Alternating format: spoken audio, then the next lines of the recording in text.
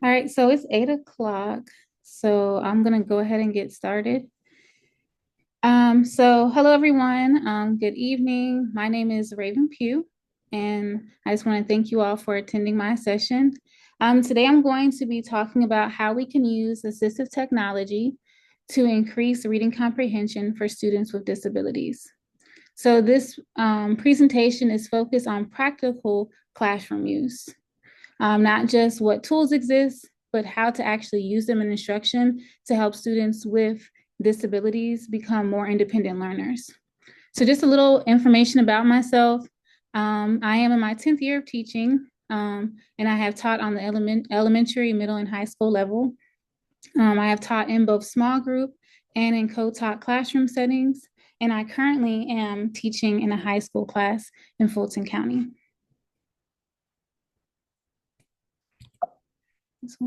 Okay. All right, so here's just a quick overview of what we'll be covering today. So first, we're going to identify the problem that we're seeing in the classrooms. Then we're going to define what is assistive technology and what is a specific learning disability, so that we're just on the same page as what those two are. And then we are going to walk through the data and the research that supports the need for this work. And then lastly, I'm going to show you all some practical tools that I actually use in my classroom and how they support student learning. All right, so I conducted a survey, well, I sent out a survey, I should say, to 23 special education teachers at my school, and 19 of those teachers responded to me. And so these were the results of their response. So about 1/3 of the teachers said they feel uncomfortable using assistive technology to support reading instruction. So most teachers reported using tools like text-to-speech or audiobooks. They use those in their classes, but fewer are using tools like digital annotation, speech-to-text, or AI supports. So teachers also shared that they don't have enough time for training and aren't always sure how to use these tools effectively. So one thing that really stood out to me when it came to how often assistive technology was used is how it's often used reactively. So after students are failing, instead of using them proactively. So using them to support learning throughout the school year. Get this right. All right, so with that data, the problem is pretty clear. Assistive technology is not being integrated effectively into the classroom for students with learning disabilities. So it's either underused or used incorrectly or used late. And because of that, students aren't getting the full benefits of these tools. So before we get into anything deeper, let's go ahead and define what is assistive technology and what is a learning disability. Because I know a lot of special education teachers, we kind of use these terms very broadly, but sometimes it can be a little bit different just depending on where you are. So assistive technology, as defined according to the Individuals with Disabilities Education Act, also known as IDEA, assistive technology is defined as any item, piece of equipment, or product system that is used to increase, maintain, or improve the functional capabilities of a child with a disability. So these tools can be purchased, modified, or customized, and do not include surgically implanted medical devices or their replacements. So some students that have hearing aids like actually on their heads, that does not include that. So the key idea here is that these tools help remove barriers so students can access learning. And it's important to remember that these tools don't replace instruction, they just support it. So in the county that I'm currently in, which is Fulton County, all students are given a laptop. We're a one-to-one school, so they have access to this assistive technology. Now, whether they use it or not, or they know it's there, that's another question. But they do have access to assistive technology, and I'm going to show you all later on some tools that can be implemented within the classroom. All right, so now to define what a learning disability is. So according to the National Institute of Child Health Disorders, learning disabilities are conditions that impact how a person learns skills like reading, writing, speaking, or doing math. They are caused by differences in how the brain works and sometimes how it is structured, which affects how information is processed. So students with learning disabilities can absolutely succeed, but they often need additional supports to access grade level content. So this is where assistive technology plays a big role in ensuring all students have access to the grade level curriculum. All right, so let's go ahead and look at the data. So I know most schools are data driven. So let's look at the data. So for the state of Georgia, reading scores are low for students with disabilities. So if we look at the state of Georgia, about 70% of students with disabilities are reading below grade level, compared to only about 28% of students that are without disabilities that are reading below grade level. So only about 12 students with disabilities are actually reading on grade level, which is kind of crazy, in my opinion.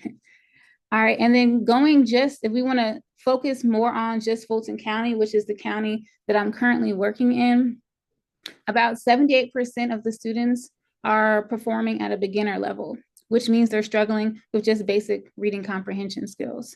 About 17.1% are in that developing category, which means that they are still struggling, they're still below grade level.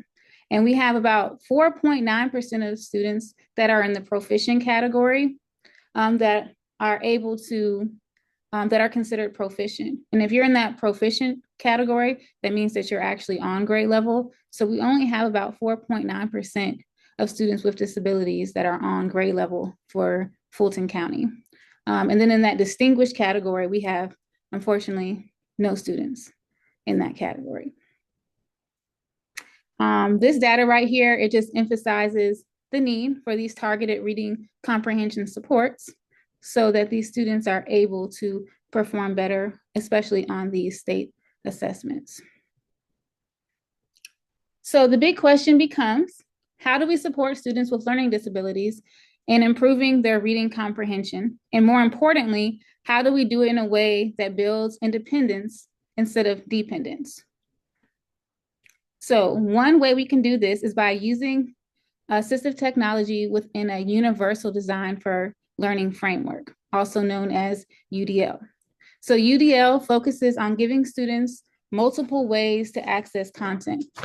So this research shows that when assistive technology is used in the right way, it helps remove the barriers and supports comprehension. So instead of expecting students to adjust to the text, we adjust the way the text is presented.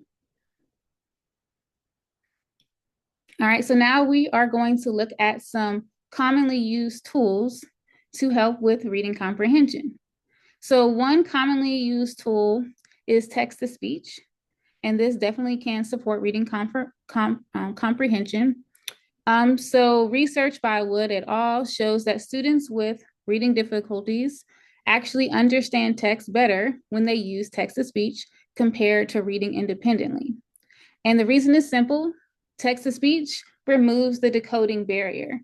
And so we know decoding is basically reading, then being able to understand words.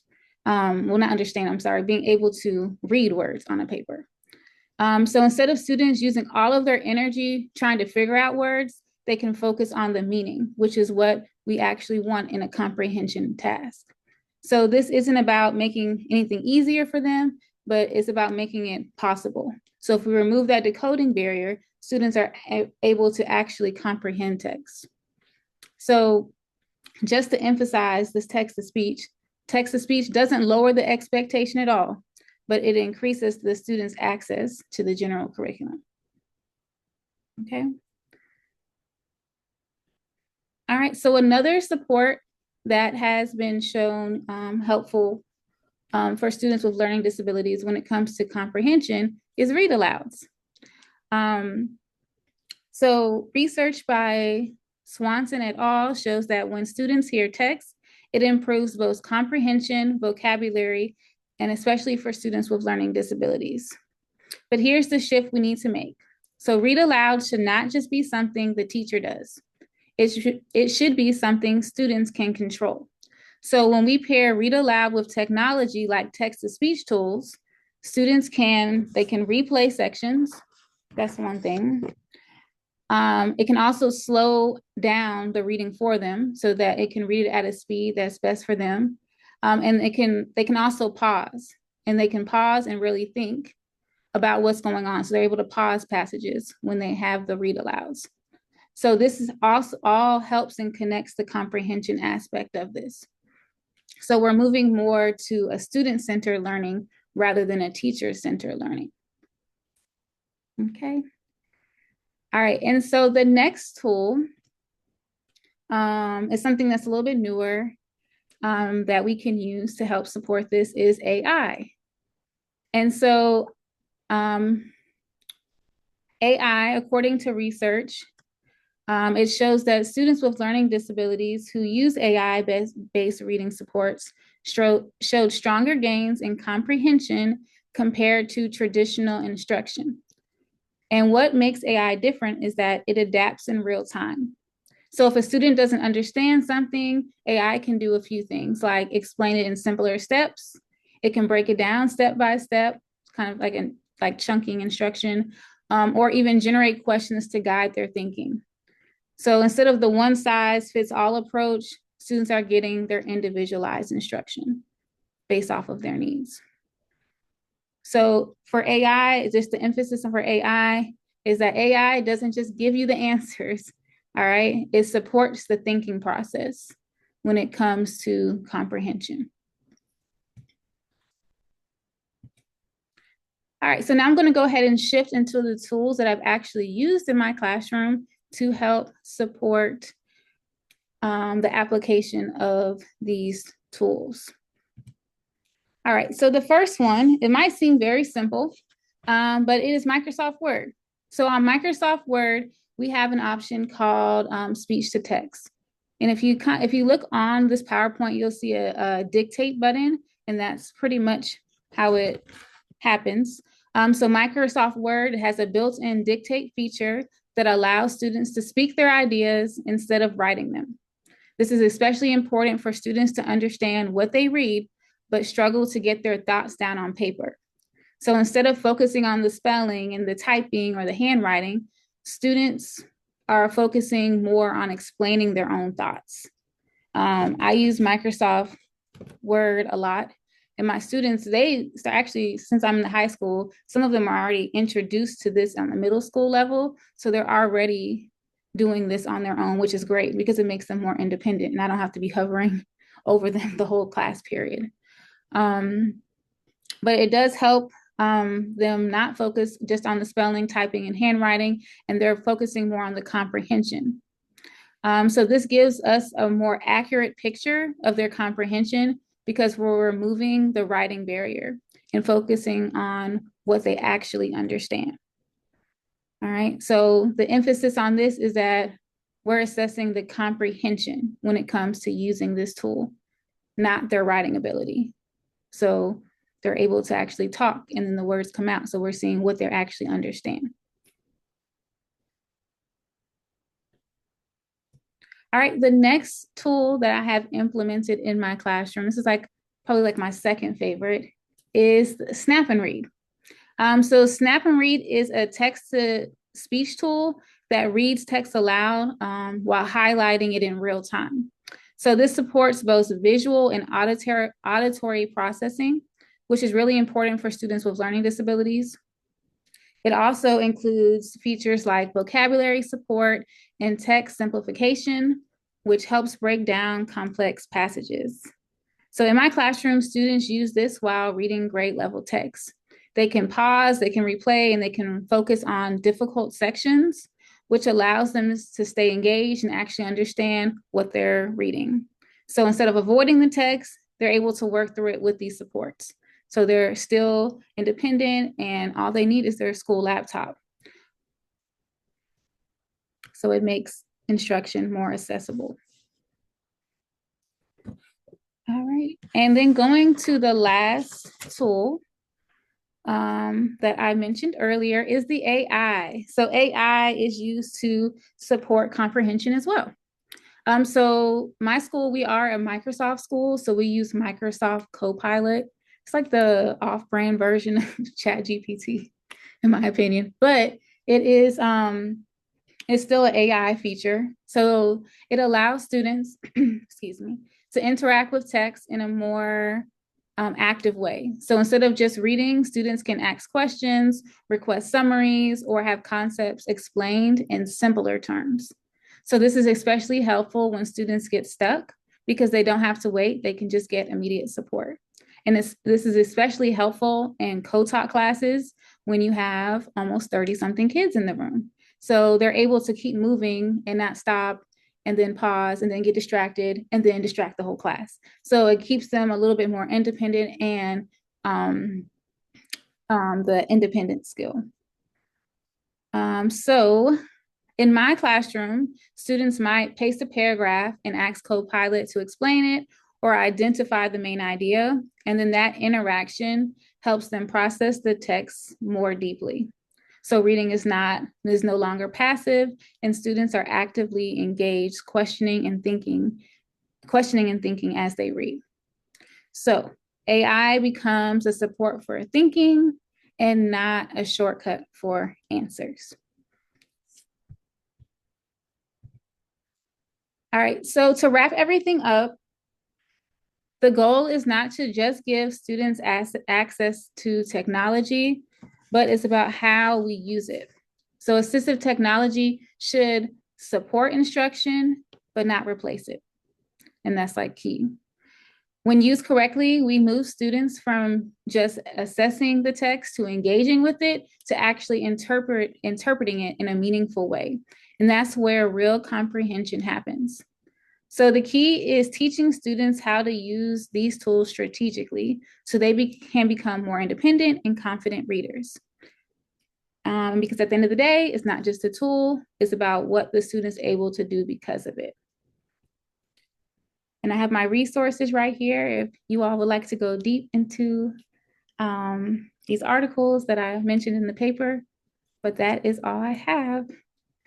So I will go ahead and I'm going to stop sharing my screen to see if anyone has any questions for me.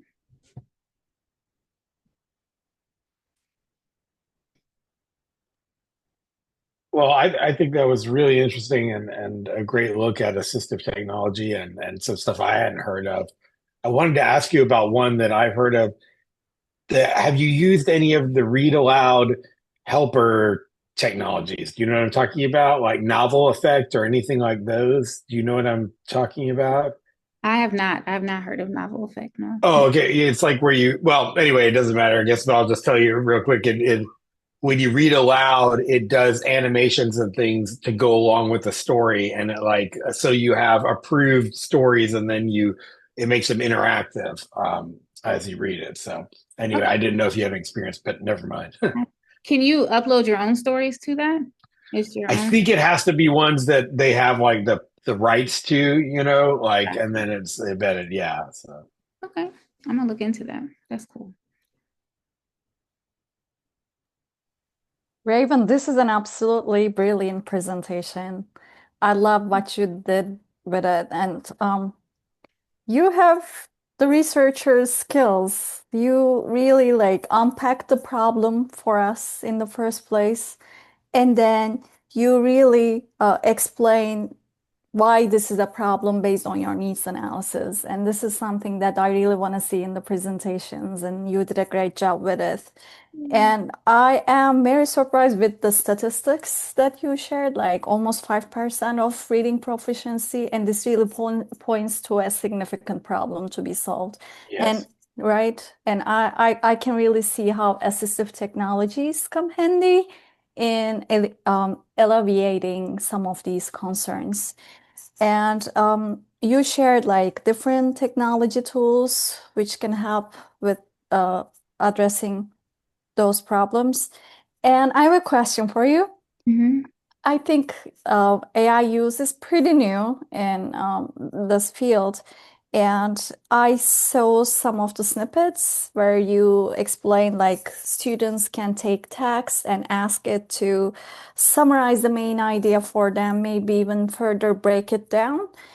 I was wondering like if what kind of skills the students need to develop prior to using AI-based tools to reduce the over-reliance on it. Maybe like they're gonna summarize the text and how you can make sure that like they can take advantage of these tools without becoming over-reliant, really understanding what's going on in there. Yes, I think that's a good question. I know on the high school level, we do read a lot of text in class and we do like first and second reads. So a lot of the times I'll have the students read the text one time before we even touch it. And so the first time they're reading the text, they're annotating. They have their highlighter, they're taking notes on the side. So for them to do that first, so they can kind of see what they can do without the AI. And then on the second read, okay, now let's see if we can see a summary and the things that we thought the text was about, comparing it to what we already saw. So it's getting them to work independently or try it on their own first before they rely on it. So I would say that was probably the best way for that in my class. Yeah, I think this is one efficient way of using it, comparing and contrasting maybe human versus the computer. Yes, I like it. I like that. Thank you. Any other questions?